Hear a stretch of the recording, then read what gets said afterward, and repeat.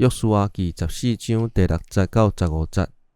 第6节，有一日，犹大人来吉甲见约书亚，基尼西人耶夫尼的囝加勒对伊讲：上主伫加底斯巴尼亚对上帝重用的人摩西所讲关系你甲我的代志，你拢知。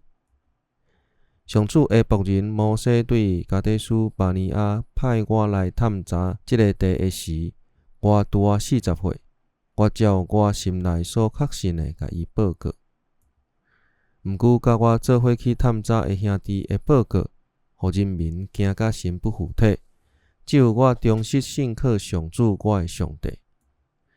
迄日，摩西就抓讲：你的骹所踏的地，一定要互你甲你的后代做永远的家业，因为你忠实信靠上主，我的上帝。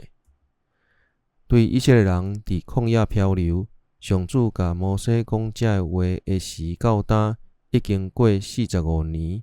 你看，上主照伊的应允，互我约我地。现在我已经85岁啦。今仔日我要勇行，甲摩西派我去探查的时同款。无论是交战，是出出入入，我的气力迄时安怎，现在嘛安尼。请你将上主迄日所应允的山区互我。迄日你嘛有听到，伫遐有阿拉族的人，因的城大搁坚固。若上主甲我同在，照伊的应允，我就会甲因赶出去。约书亚就甲耶夫尼的囝加勒祝福，用希伯伦互伊做家业。